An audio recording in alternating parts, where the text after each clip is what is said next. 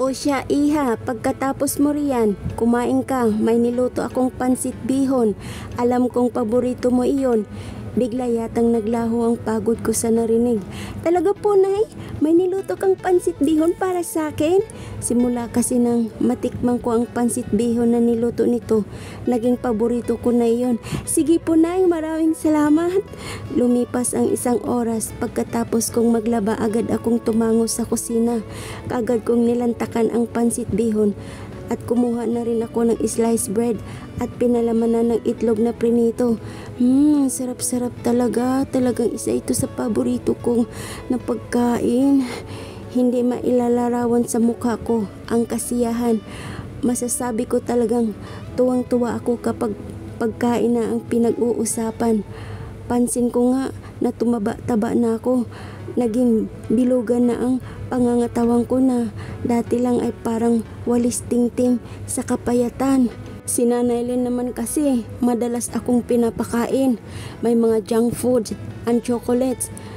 Kasi itong ibinibigay sa akin kaya sa gabi iyon ang libangan ko. Minsan nga nababahala ko at baka maging balyina na naman ako sa kakakain. Pero hindi ko naman maiwasang hindi kumain. Ang sarap-sarap eh. 5:00 na ng hapon. Nagpapahinga ako sandali sa kwarto namin ni Nanay Lynn nang may kumatok. Iha? Nay? Pinatawag ka ni Dunya Alicia. Bakit ako pinatawag ni Dunya Alicia? Bigla akong kinabahan. Buwan na rin akong naririto pero never akong pinatawag nito. Bakit daw po, Nay? Bumalatay sa mukha ko ang pagkatakot. May nagawa ba akong mali? Tinapik naman ni Nanay Lynn nang mahina sa balikat ko. Baka may sasabihin lang sa'yo. Huwag kang matakot, anak. Mukha namang may sasabihin o itatanong sa iyo si Dunya Alicia. Maliwalas ang mukha niya. Ibig sabihin, hindi naman siya galit. Lalo't wala ka namang ginawang masama. Ginagawa mo naman ng maayos ang trabaho mo. Kaya huwag kang matakot, okay? Huwag kang mag-isip ng kung ano-ano. Sabay ngiti nito. Doon naman ako nakahinga ng maluwag. Pero naroon pa rin ang kaba sa dibdib ko. Punta ka na. Nasa sala sila. Marahan akong tumango. Bigla kong nakagat ang ibabang labi nang makita ang mag-asawang Dimitri. Magandang hapon po, Ma'am Alicia, Sir Diego. Sabayo ko. Upo ka, Nads. Yaya ni Ma'am Alicia. Ano kayang pinatawag nito? Lihim akong nagpakawala ng buntong hininga. Ma'am, Sir, pinatawag niyo daw po ako. Tumango naman ito at saka ngumiti. Tahimik lang si Sir Diego. Para bang priceless dito ang isang ngiti. Mapapansin dito ang pagiging strikto. Ganito din kaya ang anak nitong si Alexander. May gusto kasi akong itanong, Nads. Bigla akong napatitig kay Ma'am Alicia. Gusto mo bang makapag-aral? Bigla akong napatuwid ng upo. Po? Napakurap-kurap ng mga mata. Ramdam ko rin ang paglakas ng tibok ng puso ko. Ang lakas nito. Umawang ang labi ko, ngunit hindi ko alam kung ano ang sasabihin ko. Kahit naman kasi gustuhin kong makapag-aral, wala akong sapat na pera. Sobrang nga akong natuwa nang may sahod pala ang bawat serbisyo ko sa mansyon ng mga ito. Buwan-buwan may nakukuha akong sahod at iyon ay tinatabi ko lamang. Binabawasan ko lang ng kaunti pambili ng kakailanganin ko sa katawan. Wala po akong pangpaaral, ma'am. Instead na sagot ko. Sabayo ko, ngumiti ito sa akin. Kaya kita tinatanong dahil gusto kitang pagpaaralin. Automatiko naman napaangat ako ng tingin. Po? Talaga po? Nanlaki ang mga mata ko. Hindi ko maitago ang sigla sa mukha ko. Yes, at huwag mong isipin ang gastusin. Ako ang bahala sa lahat. Ang mahalaga, makapag-aral ka. Bigla nanubig ang mga mata ko. Talaga, parang hindi ako makapaniwala na paralin ako nito. Kinagat ko ng mariin ang ibabang labi ko. Baka hindi po kita mababayaran, ma'am. Wala kang babayaran, Nads. Libre lahat ito. Kusa ko itong inoffer sa'yo, kaya wala kang dapat alalahanin. At saka itong umiti. Parang sinasakal ang leeg ko sa pinipigilang emosyon. Ang bait-bait nito. Salamat po, Ma'am Alicia. Ang bait niyo po. Gumaralgal ang boses ko. Napayuko ako at nahihiya ako sa mag-asawa. Nakatitig kasi ang mga ito sa akin. Mabilis ko ring pinunasan ang luha ko. Kumawala sa mga mata ko. Nilaro-laro ko na naman ang mga daliri ko. Napatingala ko nang tumabi ito sa akin. Mabait at masipag kang bata. Dapat lang na makapag-aral ka. Hindi habang buhay, magiging katulong ka na lang. Marami ka pang mararating sa buhay, Nats. Tumulo na naman tuloy ang luha ko. Sobrang bait. Sobrang bait nito. Hindi ko man lang ito naramdaman sa itinuring ng mga magulang. Paano po ba ako makakaganti sa kabutihan niyo, Ma'am Alicia? Namilibis ang luha sa pisngi ko na agad ko namang pinunasan. Umiling-iling ito. Wala kang ngang babayaran. Nanay Lynn! Nanay Lynn! Pagkarating ko sa loob ng kusina, bigla kong niyakap si Nanay Lynn. Oh, bakit tuwang-tuwa ka? Nakangiting ito habang nakatitig sa mukha ko. Nay, gusto akong paaralin ni Ma'am Alicia. Bigla namang uminit ang gilid ng mga mata ko. Kita ko ang kasiglahan sa mukha ni Nanay Lynn. Hinaplos nito ang mukha ko. Talaga anak, paaralin ka ni Dunya Alicia? O siya, huwag mong sasayangin ang pagkakataong binigay sa'yo. Anak ha, pumayag ka ba? Tanong nito. Opo, Nay. Mabilis akong tumango. Wala naman daw akong babayaran. At siya na raw ang bahala. Basta, maging mabuti lang daw po ako at mag-aral ng maayos. Marami pa raw akong mararating sa buhay at hindi daw po habang buhay ay magiging katulong ako, Nay. Nakagat ko ang ibabang labi sa pinipigilang luha, ngunit napakurap ako nang makita kong naluluha ito. Masaya ako para sa iyo, anak. Bigla ako nitong niyakap. Tama, anak, marami ka pang mararating sa buhay at mananatili lang ang kabutihan mo at malayo ang mararating mo.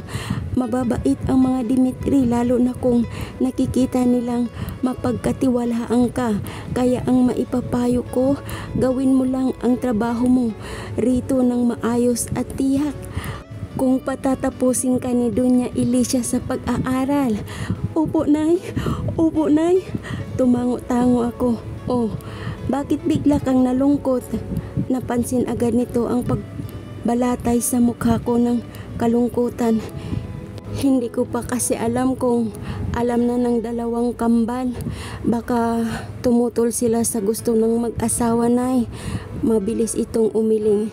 Hindi, anak. Hindi, Nads. Walang magagawa ang dalawang kambal. Kaya wala kang dapat ipag-alala.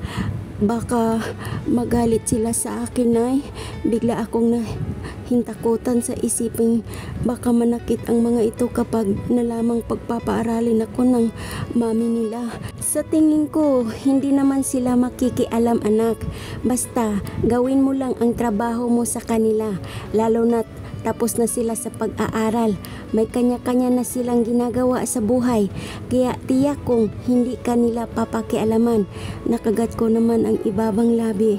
Paano po hindi ko maituloy ang sasabihin ko? Sino iha? Napakamot ako sa ulo. Si Sir Alexander po. Baka malaman niya. Mas lalong wala kang dapat ipag-alala sa kanya, Nads. Baka nga matuwa pa yun, lalo na't marami silang school na pag-aari. Kaya wala lang sa kanila kung may pag-aaralin sila. Ang totoo niyan, may pinamimigay silang mga scholarship. Ganun po ba? Biglang naglaho ang pag-alala ko. Oo, anak. Ngayong pasukan ka na ba raw papaaralin? Opo, Nay. Sasamahan niya nga raw ako ngayong Lunes sa paaralan. Kakausapin daw niya ang head doon. Tumango naman ito. Okay. Hindi ko maipaliwanag ang saya sa isiping makapag-aral na ako. Excited na akong matutong magbasa sa edad kong ito. Marahil mabilis din akong matuto. Ano ba to? Ilang bis na yata akong napabuntong hininga habang pinagmamasdan ng mga kababaihan na sumasayaw sa gitna ng stage. Wala naman sana akong balak pumunta sa club na ito kung hindi lang kaarawan ng kaibigan ko si Kevin. Masyado itong makulit kaya naman napilitan akong pumunta rito. At hindi ko inaasahan na may mga babae itong kukunin para sumayaw sa harapan namin. Ang corny-corny. Hindi ko to gusto. My God, napapikit ako dahil sa hiyawan ng mga bisita nito. Halos lahat kabinataan at mga kadalagahan. At dahil nasa Singapore ako, hindi uso ang mga babae rito, ang pakipot-kipot. Hey bro, are you okay? Nakangising wika ni Kevin. Tinapunan ko naman ito ng matalim. Alam naman nitong wala akong kagana-gana sa ganitong okasyon kung babae na ang involved. Tumawa ito sabay tapik sa balikat ko. Oh, just enjoy this night. You can choose with them. Sabay turo sa mga babaeng nagsisigaw sa gitna ng stage. I suggest that woman in red for you. It's still a bit tight. Sabay kagat nito sa ibabang labi. Yummy. Napabuga ako ng hangin. Ito ang kaibigan ko dito sa Singapore na super babaero. Ang hilig-hilig, half foreigner and half Filipino ito. Bro, CR lang ako. Paalam ko rito pero balak kong umuwi na dahil masyado nang nabibingi ang tainga ko sa ingay ng paligid. Ititext ko na lang ito para wala na itong magawa pa. Wait, inumin mo muna ito. Hindi ka pa nga masyadong lasing eh. Sabay tawa nito. Humugot ako ng buntong hininga bago kinuha ang isang glass na nasa kamay nito na may lamang alak. Walang reklamo nang tunggain ko iyon ng dire-diretso. Wow! Hiyaw nito. Tinapi ko ito sa balikat at tumayo na. Binyagan natin iyang alaga mo, bro. Sabay halakak nito. Napailing na lang ako sa kalukuhan nito. Malakas ang loob nitong sumigaw habang papalayo ako at wala namang makakaintindi sa sinabi nito. At kami lang yata ang Pilipino sa club na iyon. Oh, ang sakit ng sentido ko. Ano bang nangyari dito? Uminom lang ako ng isang basong alak. Napahilot ako sa sentido habang gumagamit ng banyo nang makaramdam ako ng pagkahilo. Fuck! Gumalaw ang pangako. Walang hiya ka talaga, Kevin. Anong ginawa mo? Napalunok ako nang maramdaman ang pagkainit ng buong katawan ko. Teka, baka may nilagay ang siraulong yun. Bakit ganito ang nararamdaman ko? Sobrang init at naghahanap ako. Sabay-sabay akong napamura. Naghahanap ang katawan ko. Damn it! Sa pagmamadali kong makaalis sa lugar na iyon, hindi ko naisip na pwedeng may ilagay si Kevin sa inuming kong alak at ngayon matinding init ang sumusalakay sa buong katawan ko. Nagmadali akong lumabas ng club para sana sa loob ng sasakyan ko ilalabas ang init ng katawan ko nang may sumalubong sa akin. Hi, handsome! Sabay dikit ng katawan nito sa katawan ko. Hinaplos nito ang matitipunong dibdib ko. Ito yung babaeng nakarid kanina sa stage. Lalong dumubli ang init ng katawan ko nang maalala ang sinabi ng kaibigan ko. Masikip raw ito.